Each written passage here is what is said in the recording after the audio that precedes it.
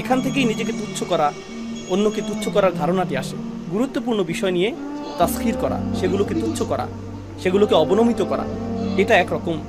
যে বিষয়গুলো খুবই গুরুত্ব সহকারে নেওয়া উচিত, যেগুলো খুবই বিপজ্জনক, আপনি সেগুলো নিয়ে এমনভাবে কথা বলতে আর ভাবতে থাকেন যেন এই বিপদকে আপনি তুচ্ছ করছেন, আপনি এর গুরুত্ব কমিয়ে দিচ্ছেন।